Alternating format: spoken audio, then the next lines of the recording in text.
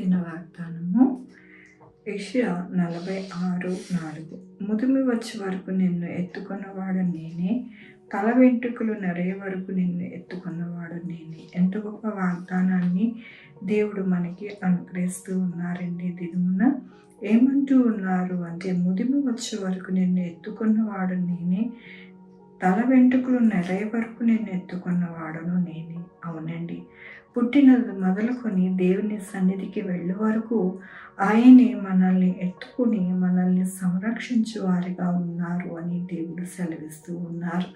మన జీవితంలో ఎన్నో ఆటుపోటులు, మన జీవితంలో మరి మన యొక్క భవిష్యత్తులో మరి చిన్నప్పటి నుంచి ముదిమి వచ్చే వరకు అనగా తల వెంట్రుకలు నెరిగే వరకు ఎన్నో ఇబ్బందులు, కష్టాలు, బాధలు కలుగుతూ ఉంటాయి. అయితే ఎవరైతే యేసయ్యని కలిగి ఉంటారో వారిని ఎప్పుడు కూడా ఆయన చంక పెట్టుకొని ఉంటారు, కానీ వారిని విడిచిపెట్టరు, వారిని దించరు అని దేవుడు సెలవిస్తూ ఉన్నారు. ఆయనతో మనం ఉండినప్పుడు, ఆయన చంకలో మనము ఉండినప్పుడు మనము మన యొక్క జీవితాలలో ఎక్కడా కూడా నష్టము కానీ, బాధ కానీ, ఇబ్బంది కానీ ఉండదు అని దేవుడు సెలవిస్తూ ఉన్నారు. దేవుని యొక్క వాక్యంలోని నేనే చేసి ఉన్నాను, చంక పెట్టుకున్న వాడును నేనే, నిన్ను ఎత్తుకొని సంరక్షించేవాడును నేనే. అవునండి, మన యొక్క జీవితాలని సంరక్షించే దేవుడుగా ఉన్నారు. మనల్ని చంక పెట్టుకొని విడవకుండా ఎల్లప్పుడూ కూడా సంరక్షకుడుగా ఆయనే మనకి ఉన్నారు. కాబట్టి మన జీవితంలో ఎందుకు నిరుత్సాహము, బాధ, కష్టము, ఎంతో బాధపడుతూ నిట్టూర్పులు విడుస్తూ ఎంతో మరి కష్టముగా వారి జీవితము వెళ్ళబుచ్చుతూ ఉంటారు.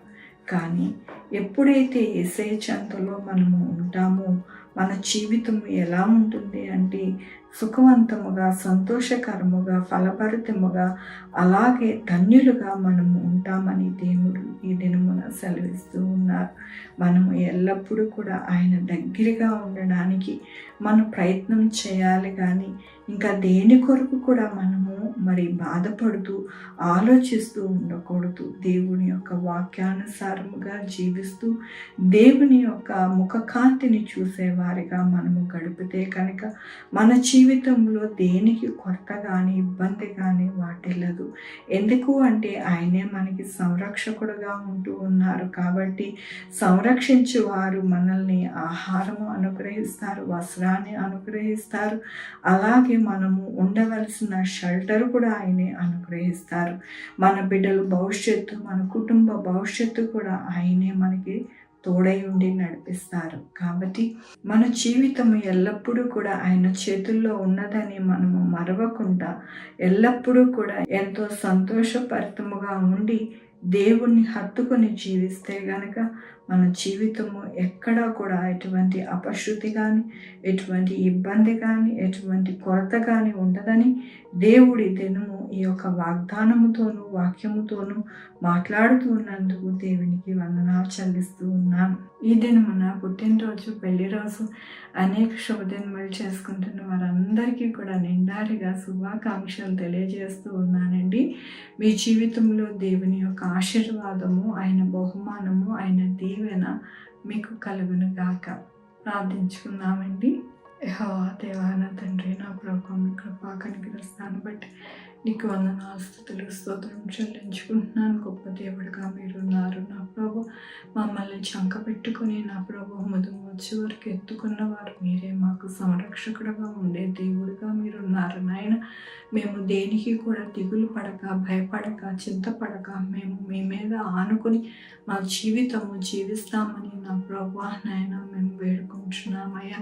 అయ్యా నాయన, నా పుట్టినరోజు, పెళ్లి రోజు, అనేక శుభదినములు చేసుకుంటున్నారని దీవించండి, ఆశీర్వదించండి ప్రభు. మా కొరకు ప్రార్థించమన్న వారిని, వారి యొక్క బిడ్డల భవిష్యత్తుని, వారి ఆరోగ్యములు, వారి చేయి పనులు, వారి ఉద్యోగములు నాయన, నా తండ్రి, వారి చేతి పనులు అన్నీ కూడా తోడై ఉండండి నా ప్రభు. Sugar, BP, thyroid, heart problem, kidney problem, AIDS, cancer, బలహీనత, పరాలసిస్, గ్యాస్ట్రిజం, విధమైన అనారోగ్యాన్ని తీసి స్వస్థపరిచే యెహోవా నేను అన్నారు. నా ప్రభు సహాయం చేయండి. నా ప్రభు ఎక్కడ కూడా ఎవ్వరు ఎటువంటి వైరస్లు నేను అటాక్ కాకుండా సహాయం చేయండి. కల్తీ ఆహారం పుచ్చుకోకుండా సహాయం చేయండి. నా ప్రభు బిడ్డలు రాక్కోకలేదు తోడై ఉండండి. ఎక్కడా కూడా దేనికి కూడా భయపడక నా ప్రభు ధైర్యం తెచ్చుకుని మీ వైపు చూసి నా ప్రభు ఎంతో దీవెన పొందుకునే వారిగా ఉండడానికి సహాయం చేయండి. ఉద్యోగాలు లేని వారికి ఉద్యోగాలు దయచేయండి. ఉద్యోగాలు పోకుండా సహాయం చేయండి. నా ప్రభు బిడ్డలు లేని వారి బిడ్డలు దయచేయండి.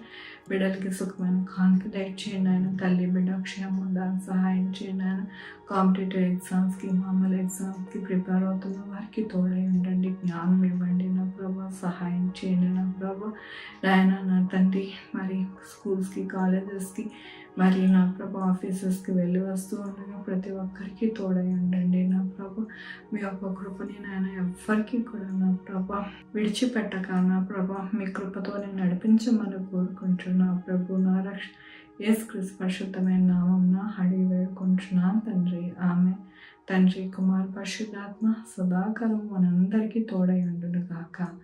ఆమెన్. God bless you.